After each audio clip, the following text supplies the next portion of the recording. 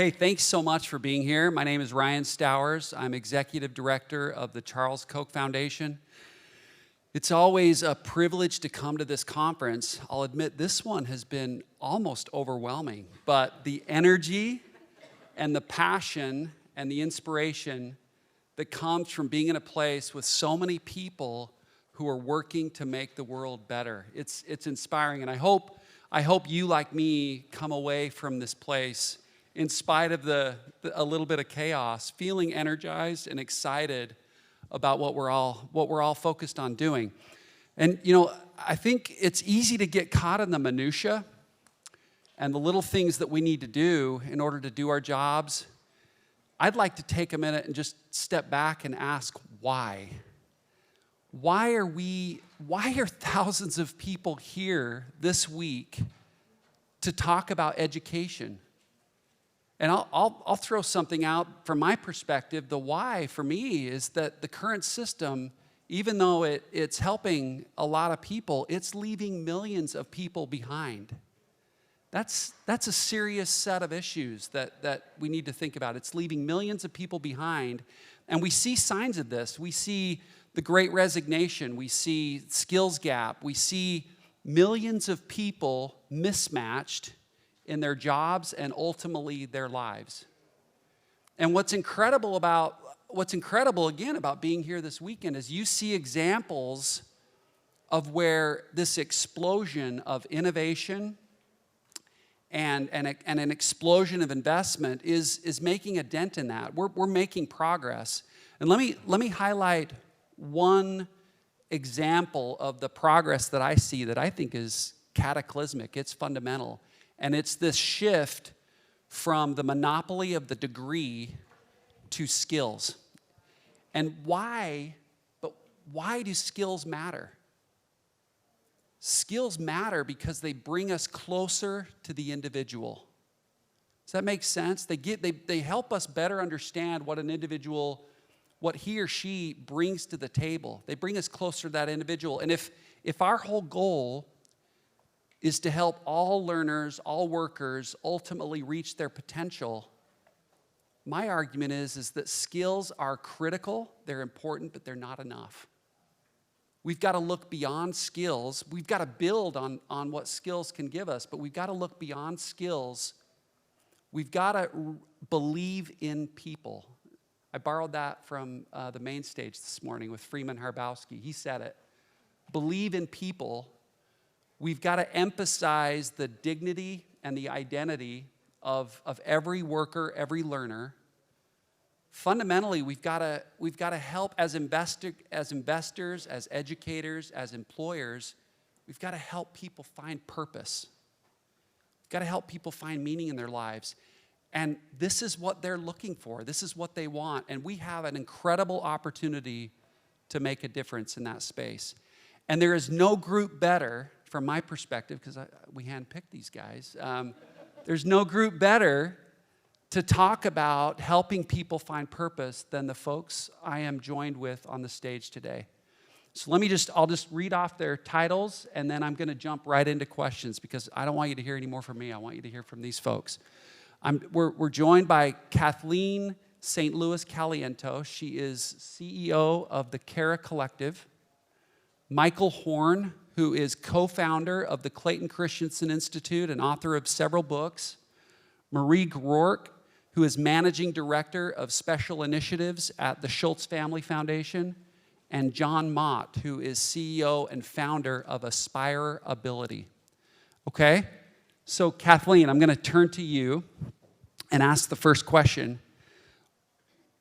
When you think about the dignity and identity of every individual, why does this matter, and what does it look like in action?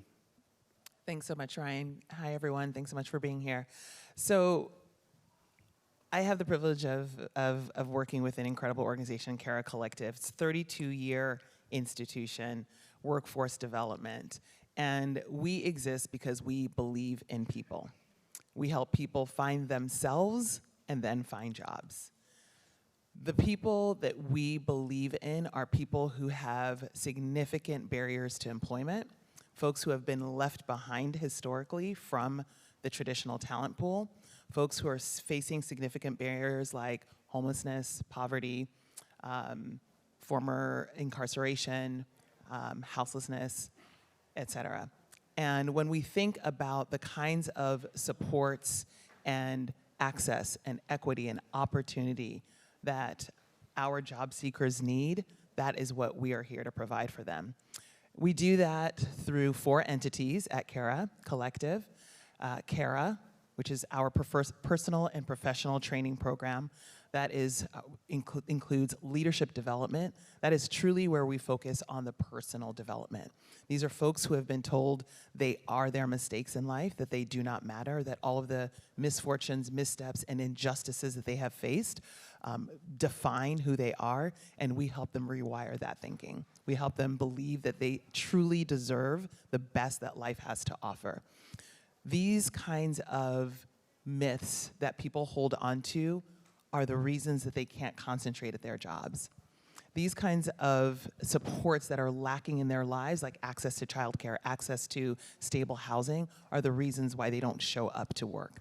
So at Cara Collective, through the work that we do, through leadership training, through coaching, through retention services, through advancement, we help our job seekers find themselves, truly believe in themselves. We have workshops called Love and Forgiveness, but we also focus on competencies like time management and professionalism, right? So we know the importance of balancing those two to help people find purpose in their work. And when we see our job seekers transform their lives through our program, we also see them make a transformation for their families and for their communities. We see this result we see this impact in the results that we've seen over the last 32 years. We've helped 8,000 people in over 12,000 jobs. The other 3 entities of work that I just want to lift up are 2 social enterprises. So we're walking the walk, right? So we believe that we have to figure out how to provide an opportunity for folks who have traditionally not have had a job on their resume or having trouble finding jobs. And so our 2 social enterprises help to provide that employment, but also help them put into practice some of the things that they're learning from those leadership development courses. And then finally, our Cara Plus, which is our expansion and integration arm. And the work that we do there is so critical because there's only so much that we can do. So the work that Cara Plus does is to help employers think about what does it mean to change their inclusive employment practices. How do they start thinking about what that looks like? And so for us, as we are thinking about the job seekers that we work with, the personal attention that we give them through the program, but then also through helping to find jobs that we know they'll be successful at, is where the dignity for us comes in through our participants. Awesome. The work you all are doing is so inspiring. Thank you. So I'm going to be a little provocative because we get this a lot. Michael, isn't this just about getting people a job? Well, you just heard. Don't quote me on that. Yeah. No, absolutely. I mean, you just heard what Kathleen's talking about, and yes, it's sub-level. It's about the next job, and yet, I think that's when people are expressing fear, oh, you're just going to reduce this to skills, or you're just going to reduce it to the next thing, or you're going to make this overly transactional, right? That's a lot of the anxieties I think you hear here.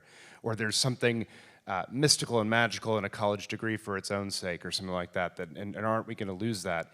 You just hear what was described there. There's nothing transactional about that, right? We're changing communities and organizations and individuals and families and their perspective on their pursuits and a sense of who am I and what am I trying to achieve and how do I get there and how do I reshape my lives, and then, frankly, the receptivity of those organizations to take those people in, to work with them, to develop them, to identify purpose. And in my mind, the organizations that are doing the best work in this space aren't the ones that are just putting skills first. That's part of it, obviously. You got to be able to do the work.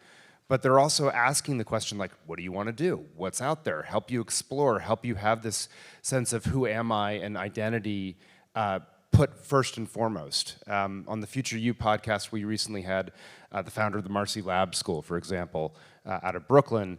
And they weave in the liberal arts into the work that they're doing in a 1-year program to get you skills and make sure you get a job on the other end. But if they don't do that work up front, you're going to land in a job that you're not especially excited about, you're not going to do particularly good at if you're not engaged, and that's not good for anyone. It's not good for you as an individual, it's not good for your self-esteem or self-efficacy, it's not good for the organization you just went into. It doesn't benefit anyone. And so when this is done well, it is inherently more than just skills. It is around that purpose and identity formation and sense of self and belonging that is central. And so to me, sort of the worry about this being overly transactional, if it's really going to work, it can't just be that. And those that are overly transactional, they're not going to work. Yeah. No, it's so true. Michael and Kathleen just made a really strong case for the earner, learner, the employee. John, let's talk about employers. So we're all about mutual benefit at the Charles Koch Foundation.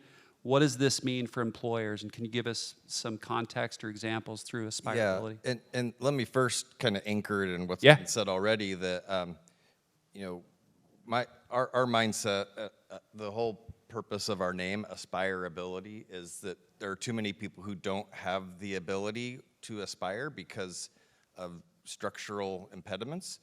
And our sense is that the great moral ethical challenge of our time is that, as you said, Ryan, millions of people, their potential is being under-realized, and it's not acceptable. We have to fix that. Well, at some level, that is about my economic position and earning power in the world, right? And I agree that we can't reduce it to a job. However, I was talking to one state education executive the other day she said the students she talks to, they want skills for their bills. So there is something about it. If you talk to the average person who's unemployed or underemployed, they're like, yeah, I want a better job. I don't care if it's transactional. If I can make $4 more an hour or $20,000 more a year, I'll do that transaction. Okay, so the employer side of that transaction. We hear about, skills gaps and employers that have jobs that are chronically vacant. Well, one of the approaches we're taking at Aspirability is we actually will go to the employers and say, what are these jobs? And let's look at your job description and say, is that really what's required for this job? And in one case, I won't name the employer, they had 5 openings for the same job posted at the same time for the same team that were all different. And so the employer's complaining that we can't find people to do this job, and yet the signal they're sending out is very confusing. We interviewed one guy who worked at that company who after the fact pieced together that he had interviewed for this version of the job. He applied for this one, interviewed for this one, was hired for this one. So what's his job? So to your point, employers are going to benefit if they can dial in on what is actually required from a knowledge, skill, and ability standpoint to do a job. And then the individual benefits if it's more clear to them, what does it take from, that's a job I want.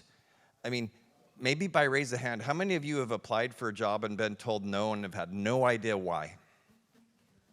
Right? Nobody said, you're missing these 2 competencies. If you go get those and come back, we'll look at you again. Wouldn't that be amazing? Think of that as like a paradigm shift in the way employers and learner earners think about their relationship with each other. It's not just a transaction. It's like, hey, we really like you. We would love to hire you. You're 2 competencies short. We're going to hire you and upskill you, or we're going to say, hey, here's a place where you can go get upskilled, go do that, then come back. Does that make sense? Yeah, it makes sense. And I wanted to point out, John's point about needing the job. I mean, a lot of this applies differently to different demographics. So if you think about John's group is focused on Navajo Nation. And there are certain groups who, frankly, in a lot of instances, they need jobs. The the luxury we hope to provide all learners is to not only get the job, but to find purpose and meaning in their Yeah, life. I'll just add that the new president of the Navajo Nation talks about thriving wage jobs. Like, yeah, let's get people a job, but let's give them a pathway to thriving. That's right. Yeah, thank you. So Marie, you're going to help us kind of substantiate this. Businesses understandably care about the bottom line. They care about retention. Why should employers listen to this message? Yeah, and I think there are many employers that do think about this in a transactional way, and then they worry about retention, and the two things are connected. And I just want to mention a conversation we had just before, Kathleen and I had just before this session. A few years ago, we really worked on connecting young people to jobs. We weren't necessarily thinking about many of the things that we've talked about on this panel. And after we did that, we always wondered what happened to those young people. And so we partnered up with Burning Glass Institute, who looked at the 53 companies that were committed to hiring these young people and had hired these young people. And we asked them to look at folks that didn't have much experience, didn't have much education, and had worked for one of the 53 companies. And can you tell us what happened to them 3 years later? 50% of those young people went on to better paying jobs, maybe began to get that sense of purpose and believed they were on a path to reaching their potential. But 50% did not. 50% churned in entry-level jobs. And in fact, the average work experience for someone in one of those entry-level jobs was 7 years. So when we talk about what we're talking about on this panel, and I just want to, I think Ryan did a great job of talking about it. We're talking about millions of individual lives of people that are doing everything that we've asked them to do, that are doing what they can do to live the American dream, to live up to their potential, and they're not. And part of that is the conversation around skills-based, and part of it is employer behavior. And so we asked Burning Glass, we were so intrigued by this, and I think they were too, like, let's get under this. What is happening here? And sometimes, frankly, we blame it on the employee. We say, oh, they don't have enough grit at work, or, oh, they don't know how to show up on time. We put a lot of blame on the employee. And through Burning Glass's research with Harvard Business School, they found it's not just about the employee, it's actually what the employer is doing. And so we came together, Harvard Business School, Schultz Family Foundation, and Burning Glass to create something that is called the American Opportunity Index. And we indexed companies based on how well they create opportunity for their workers and looking at worker outcomes. So this wasn't a survey of employers. This isn't a measurement of who has the best PR firm, who's the best at answering the questions. This is actually looking at worker histories and what's happened to them over a 5-year period. And so I encourage everyone to take a look at it, and there's a vast difference. And that difference is not based on sector. You can have an insurance company at the top of the list and an insurance company at the bottom of the list. You can have food and retail near the top, you can have food and retail near the bottom. This is about how employers are behaving. And once we figured out which companies were doing this well, then we asked the question, what's different about you? Why are you doing this well? And I would argue that it's those employers that are not seeing their employees and their relationship with employees as transactional. It's employers that are seeing the individual, the employee as an individual. And so when we think about something like retention, we know all employers struggle with retention. All employers see retention as a cost driver and want to do what they can do to reduce retention. But if you're treating employees as like pawns, if you're treating employees as transactions, then all you're thinking about is reducing retention. But you're not thinking about creating opportunity for the worker. And so when you start to have, what we see in the best companies is when there's shared value, where companies are implementing policies that are good for business and good for employees. Those are the companies that tend to do well on the index and are actually creating opportunity. And I just want to share something that U.S. Bank said.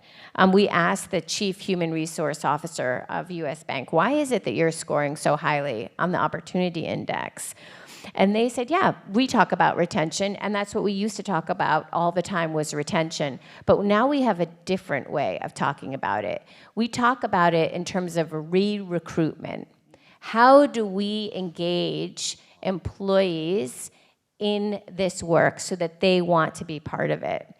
We want them to make the choice to stay because they're always growing and evolving their career. So we're not just promising them a career path, we actually have a career path for them to follow. And that is not transactional.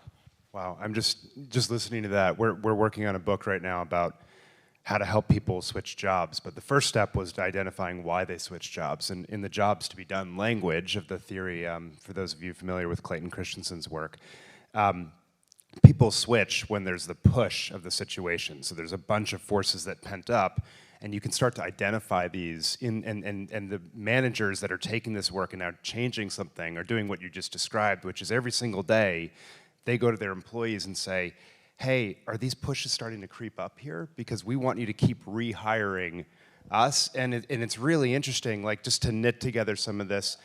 You know, I think John's point also is right, like, the people want the job. That's the artifact. But jobs to be done are made up of functional dimensions, the job, the dollars, and so forth. But we are social and emotional beings, and those social and emotional forces are often far more important in explaining causality of why we do something. And so, you know, you can take a survey and everyone's gonna check off, I wanted a better job.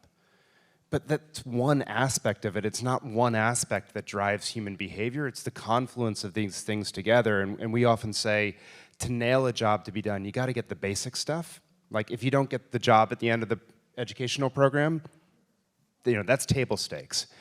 But then there's the performance-defining attributes, and then there's the exciting things where you really over-deliver and help change someone's life and their family tree in a meaningful way.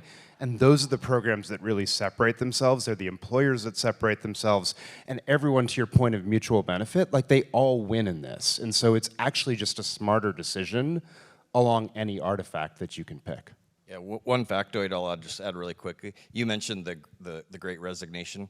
I mean, we're maybe in a little different stage of the economic cycle right now, but McKinsey did a study of, like, why people were resigning. The number one reason cited was, I don't have upward mobility. It wasn't, I don't have enough income. It was, I don't see the pathway from my current job to my next job. So that's kind of the inverse of what you're saying, right? Well, I think that's Thank you why for quoting our study that we did with McKinsey. You're welcome.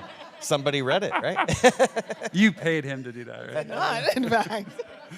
No, that's why I love this the re-recruitment concept. And if you think about it, what we're talking about here, in order to get this stuff to stick, we've got to change the way people think and act about work and learning fundamentally.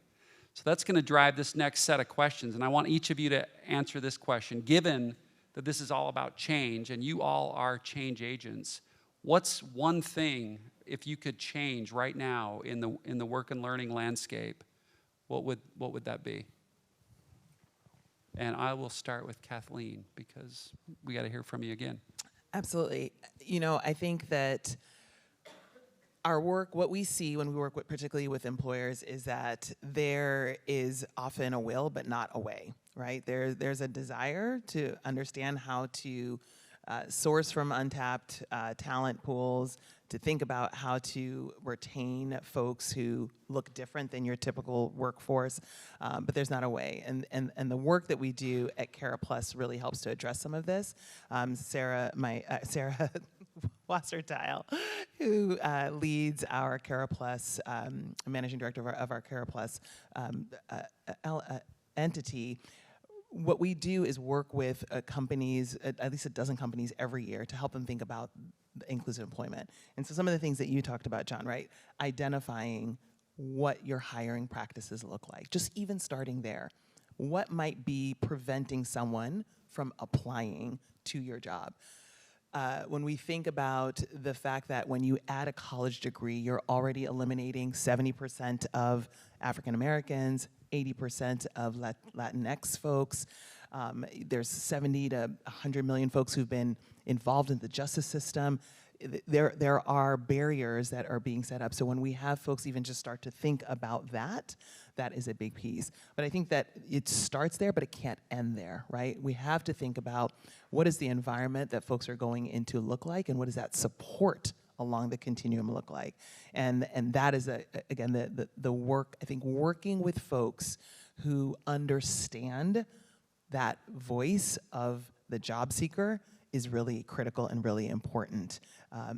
And we have, the privilege of being on both sides, right? We obviously are working with 1,000 job seekers every single year, but we work with, a dozen or more companies every year, 70 employment partners that work with our job seekers and employ them.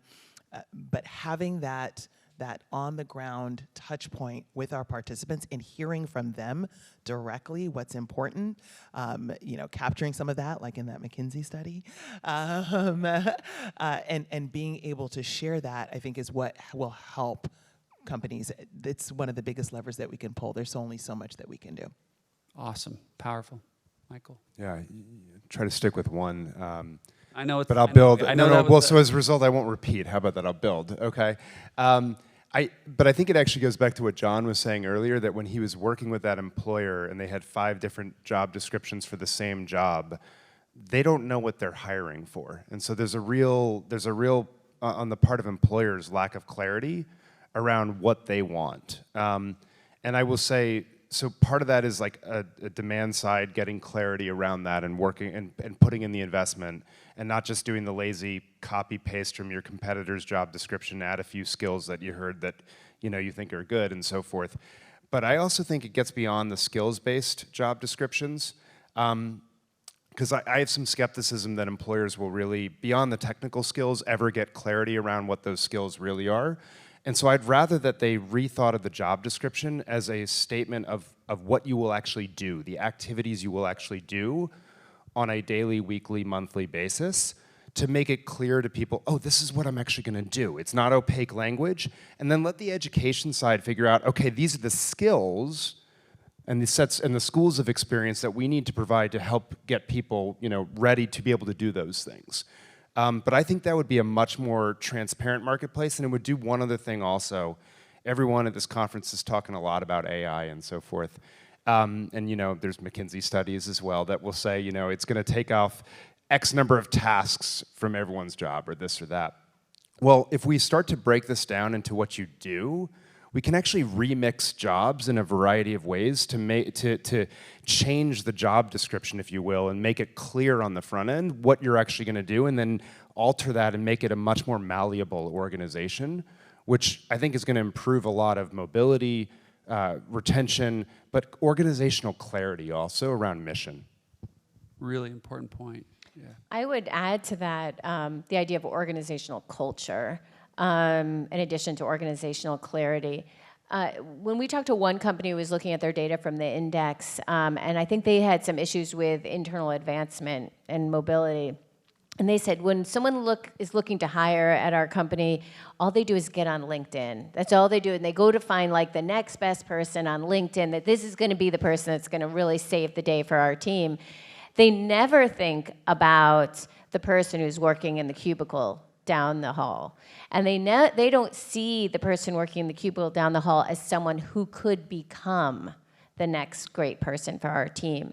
And so when we talk about the work employers do, we often get right to practice. We get right to nuts and bolts, like let's change a job description. But there also has to be an organizational cultural change that within companies, we start to literally see individuals and see their potential. And when we start to have those conversations and that those values shift, then a lot of this other work will actually get that much more traction.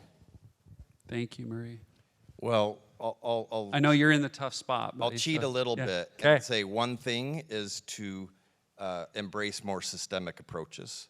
I think there are a lot of initiatives around workforce that are like very tactical and transactional. Let's help X people get Y number of jobs. And I'm not saying those are bad, but they don't lead to long-term systemic change. So a little bit self-promotional My colleague Moroni Benali here is on the front row. As you mentioned, we're doing a project with the Navajo Nation in partnership with the Koch Foundation and the Competency-Based Education Network.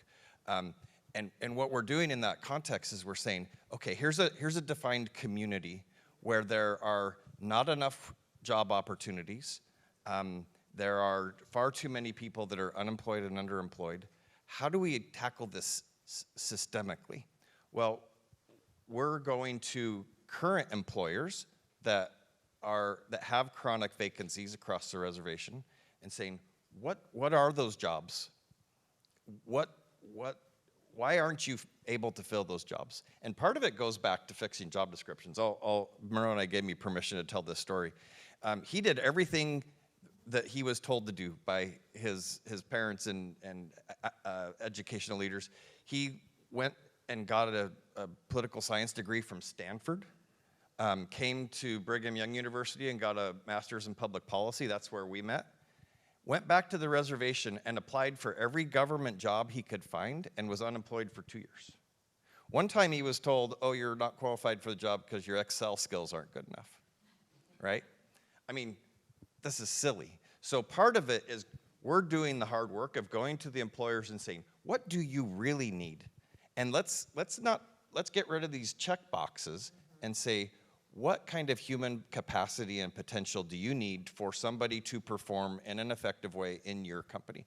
And doing that systemically, now if we look at multiple jobs across that community, we can start looking for patterns, trends. Oh, maybe there's 100 or 200 project manager jobs open.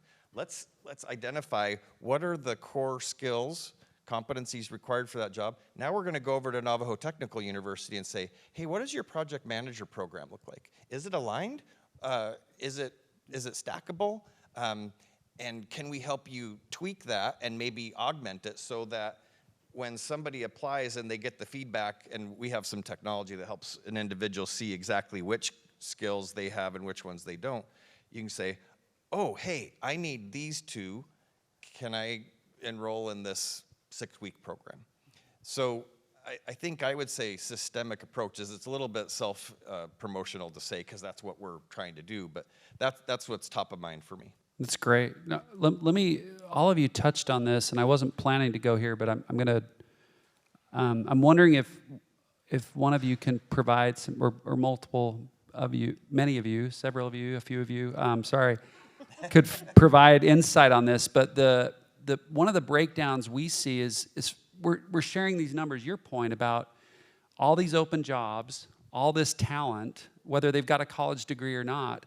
Why can't employers just figure this out? And I think that's an easy assumption to make. There are real challenges when you get inside a company. If they haven't got the kind of culture we're describing, there's risk-taking it's legitimate risk that someone's taking when they make a bet on someone based on skills or competency or something other than the 4-year degree, even though that still sounds crazy. How do we get the people within companies to change the way that they're thinking and be willing to take that kind of risk? And I'm okay if all 4 of you touch on this, but I just want to dive into that for a minute before we close. Well, I just want to say, who hasn't made a bad hire? Yeah. It's every exactly. hire is a risk. Yeah. Every hire is a risk, right? And I think that when I think about the work that we do, one of the things that we do to help mitigate some of that maybe fear from corporations is every participant that we place in a job, we match with a retention coach for a year, because we know that problems don't disappear overnight. They don't disappear when you get your first paycheck. And so we ensure that there are touch points and supports in that community built in for a year so that folks have a fallback if they're questioning how to approach a conflict with a colleague, or that there's something going on personally with them that they need to handle, that they still have that fallback. So that's a big piece too. The other piece that I'll say that we do is one of our social enterprises, Connects, is a mission-driven staffing firm. So again, a way to mitigate that risk is many of our job seekers will go on assignment, and it really is the company trying them out for a little bit, right? And seeing how they work out. And us knowing the kinds of supports that we provide and what's there, that they will likely land that. But those are two things that we do to try to help address some of that perceived risk. Thanks, Kathleen. Yeah, I'll just pitch in. We've had this conversation with multiple employers, and so we'll kind of lead them down this thought process. Like, what are you doing right now? How's that working? And are you willing to try something that's more objective, more consistent, more transparent? And they're like, oh yeah. So it's just a little bit of, it's easy for us who are kind of in workforce, in education, to say, oh, you don't know what you're doing. Well, they know how to run their business. It's kind of analogous to faculty in higher ed aren't taught to teach. Mm-hmm. Well, people who are running businesses aren't taught to hire. They're not taught to create skill maps. Or develop talent. Yeah, and if we show them the way and provide the processes and tools, I think, they're not going to come running overnight, but I think they'll be open to it. Awesome. I also just think a recognition that many companies, especially large companies, are just very complex. And so oftentimes we talk to, one person. Again, the initiative I mentioned that we launched a few years ago, we were talking with CEOs. Well, there's a big difference between talking to a CEO and then the hiring manager. And there's many levels in between. And there are built-in incentives and performance measurements up and down the chain that we just have to encourage folks to look at. Otherwise, I think we're asking a lot of our hiring managers if they don't have support for the perceived risk we're asking them to take, and how do we encourage them, and what supports do we offer them so that incentives are aligned up and down the chain. Yeah, and just to stay on that, just like the old adage was, no one got fired for hiring IBM back in the day. You have the same sort of thing. The CEO makes the proclamation, we're no longer going to look at degrees or X or whatever for entry-level jobs. And then the hiring manager still feels like they're on the hook, right? And so that risk aversion, you speak about culture, is deeply endemic in those places. And I think anxiety is at the heart of a lot of this. And so the question is, how do you reduce that anxiety? And I think one of the things is, as you think about changing the practices, okay, this isn't working well right now, clearly, but rather than you believing me that we can just flip this process, what if we just tried a 3-week experiment? Yeah. You bound it as something small, and then let's come, and it's a prototype, we're gonna come back, we're gonna make it better, but taking out the stakes from it, of okay, we're gonna change everything we do, bound it and make it simple so that we can try it, and then you can rebuild, frankly, culture over time, because culture is really your shared processes and priorities and values. One permutation of that we've seen work is where, say it's a call center where they hire a class every quarter. Say, okay, the next class, let's try it. Just one. Yeah. So we got 2 minutes. Sorry, because I could keep going for an hour. Purpose. Let's bring this back as we wrap up, because I think a lot of what we've touched on can help us get closer to this. But if we bring it back to purpose, this is a group of change agents. They're going to leave here. What's the one thing folks can do today to take us beyond this push towards skills and really think about what's going to matter the most in these people's lives? It's a big question, but it is a big question. You only got a minute and 12 so seconds. I'll be quick. Just 9, 8, 7. So in How Will You Measure Your Life, Clay Christensen talked about his experience at the company picnic that he ran before he became a professor, where he was looking at different individuals with their families, and they were his direct reports, or other people managed them. And he realized, as he was looking at a woman there with her family, that if she had a bad day at work, if he treated her poorly, if he didn't take into account what she was coming in with, then when she went home, she'd take it out on her husband, she'd take it out on the kids, whatever else, and the ripple effect that would have across society.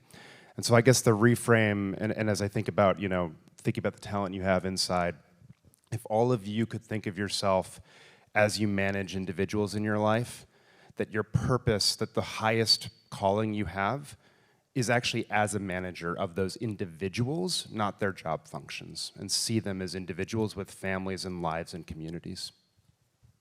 Awesome. Thanks, Michael. I think we're going to have to end on that. Thank you. Good ending. Hey, Say amen. Yes.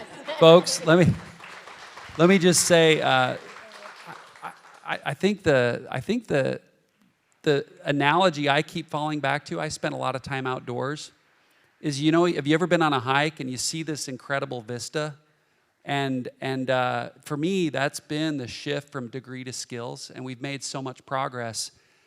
I think there's a brighter vista beyond that. And I think we've got to really fundamentally think skills are critical. We got to go there, but we can't lose sight of what it's going to take to help every learner, every person reach their potential. And that's what we can all strive for. Think about what that means in everything you're doing right now. I hope you found this inspirational. Thanks for joining us.